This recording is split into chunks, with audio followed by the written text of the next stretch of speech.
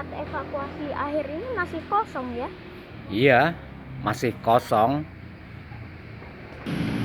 Masih kosong artinya kan belum ada pengungsi atau tidak ada pengungsi yang harus dikirim ke sini.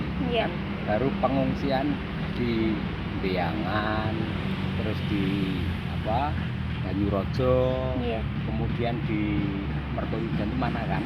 Iya. Terus Wonolilo, di Telogolele, ya masih pengungsian yang areanya tidak tidak terlalu jauh.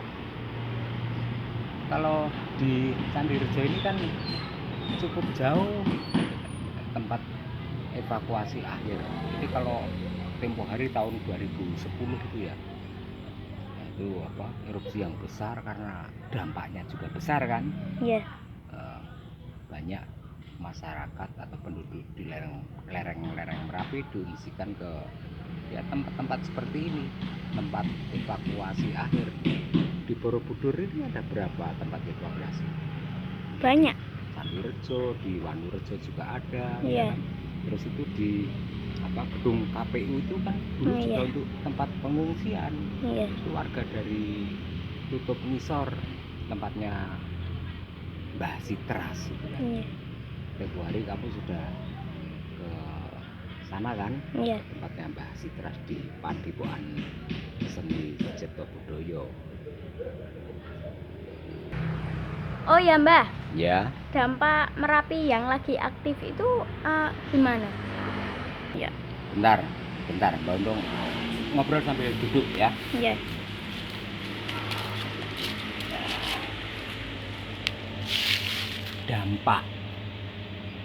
Dampak Merapi yang sedang aktif.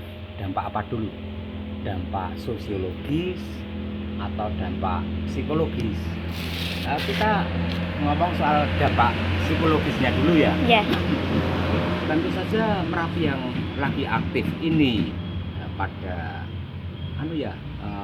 level 3 waspada itu ya.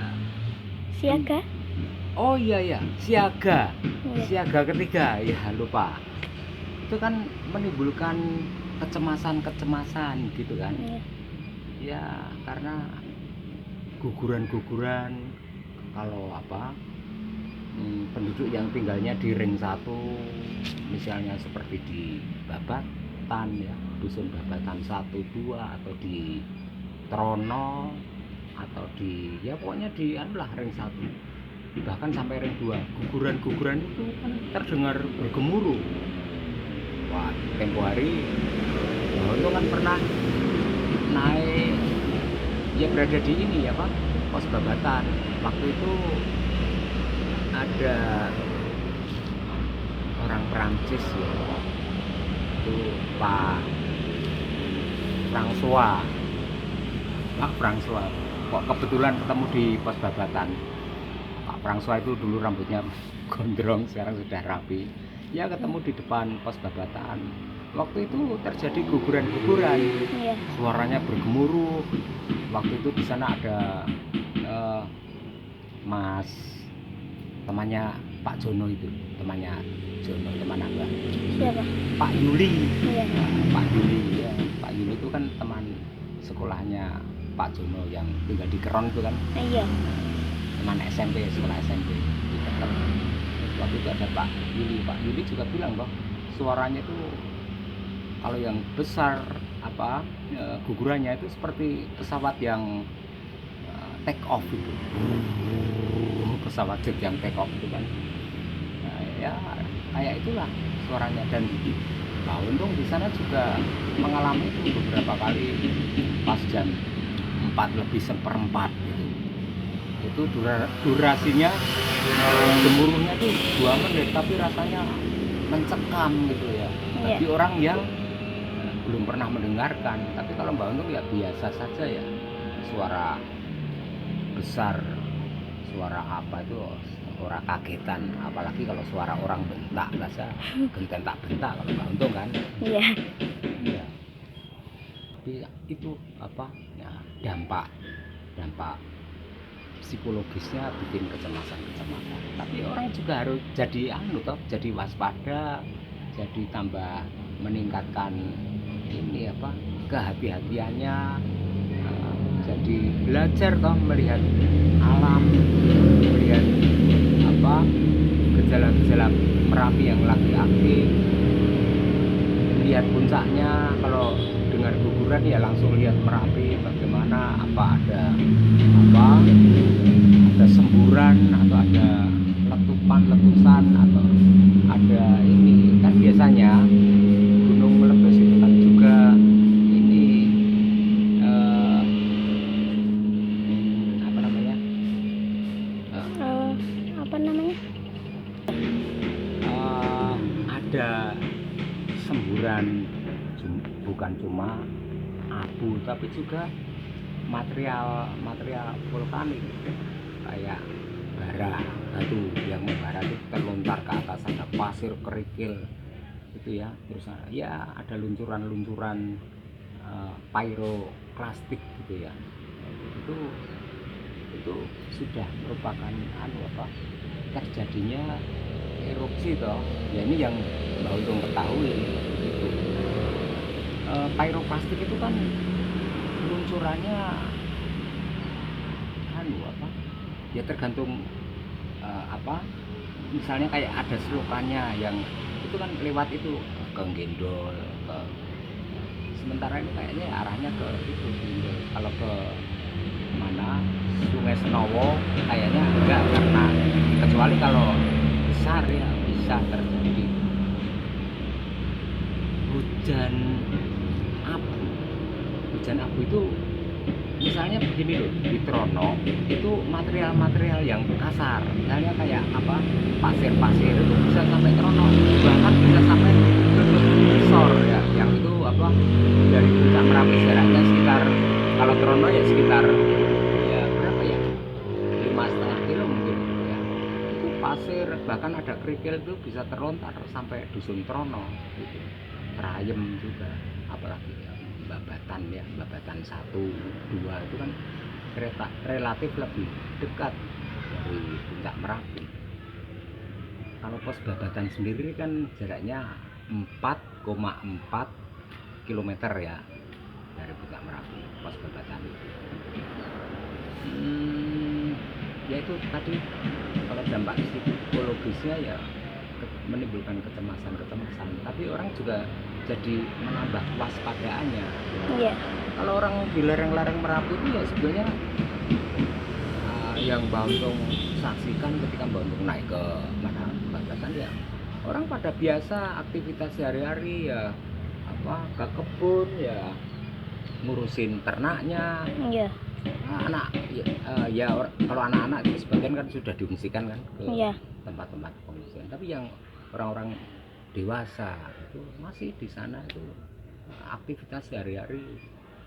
Ada yang malah ketika Mbak Untung naik ke mana Babatan itu ada ibu-ibu lagi panen cabai dibantu tetangganya yang masih kecil-kecil, anak usia SD itu tenang-tenang, padahal sebelumnya itu terjadi semburan itu sebelumnya beberapa ya belum ya kurang dari 2 jam atau 1 jam lah itu terjadi semburan dan masih tenang-tenang.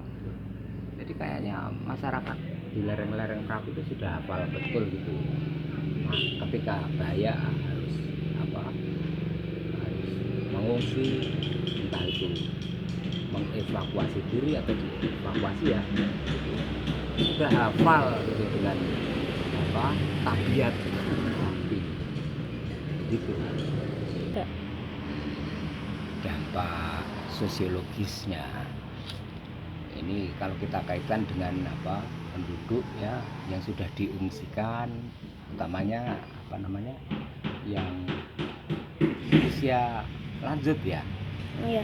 Usia lanjut dan anak-anak balita serta ibu-ibu hamil. Dampak psikologisnya, tapi ini kalau kalau erupsi sudah terjadi kayak 2010 orang-orang diungsikan, dampak psikologisnya itu dampak sosiologisnya ya. Iya. Ya orang jadi toh, ada rasa yang sama, ada rasa persaudaraannya tambah tambah kuat ya, toleransinya meningkat, solidaritasnya juga tambah tinggi gitu kan. Iya. Ini loh, jadi dari rasa yang sama, karena mereka itu kan jadi korban ya, korban dari atau terkena dampak erupsi Merapi, dan masyarakat di sekeliling tidak cuma di sinilah, tapi masyarakat luar juga kan jadi terketuk hatinya untuk membantu, menolong, mengirimkan bantuan-bantuan, entah itu berupa beras, entah itu pampers itu ya, Iya. bukan pampers pampers itu, handuk, selimut yang dibutuhkan bahkan Iya. kasur, lantai itu juga dikirimkan kan. Iya. Banyak itu ya, sayuran, duit juga gitu kan. Tapi biasanya kan yang dikirim yang dibutuhkan pengungsi kan ya, apalagi ini kan ada ya Badan Penanggulangan Bencana Daerah itu Iya. kan, itu otomatis turun membantu mengevakuasi warga, mendroping air, apa yang dibutuhkan ya dikirim. Belum lagi relawan yang banyaknya, nggak terhitung kan juga itu yang tergabung dalam Buruh Merapi ya, relawan markasnya di sana, di mana Sewuan ya, di Dusun Guwo itu ada markas Buruh Merapi. Mereka itu kan memonitor Merapi ya, menyerap informasi yang dipancarkan dari pos-pos pemantauan Merapi kan. Itu kan kayak grup Merapi itu ya, itu relawan sejati semuanya itu. Karena mereka itu dana operasionalnya ketika ada bencana itu ditanggung sendiri. Bayangkan itu betapa luar biasanya kecintaannya pada masyarakat di lereng-lereng Merapi kan. Ya sebetulnya untuk Buruh Merapi itu sendiri kan saya sudah ngomong, Mbak Untung itu sudah pernah ngobrol-ngobrol sama komandannya Buruh Merapi, Pak Kris itu, bahwa Buruh Merapi itu tidak sekedar untuk membantu, menolong, mengevakuasi masyarakat yang terdampak Gunung Merapi ya, tetapi juga misalnya ada peristiwa bencana alam lain, tanah longsor, mungkin seperti ketika di Magelang itu diubrak-abrik angin puting beliung ya, pohon-pohon pada tumbang, mereka itu langsung ke tempat kejadian TKP ya, peristiwa itu langsung pakai alat-alat senso itu berapa banyak dan anggotanya banyak, langsung terjun ke sana. Sensonya kan bahan bakarnya diisi sendiri, kendaraannya juga kendaraan pribadi yang enggak, sebetulnya kayak Buruh Merapi itu kan perlu itu loh, kendaraan operasional untuk mengevakuasi atau untuk barangkali untuk kegiatan mereka itulah, misalnya kemana itu, pernah ke Jogja ada orang hanyut tenggelam, langsung terjun ke sana kan, betapa luar biasanya itu kan.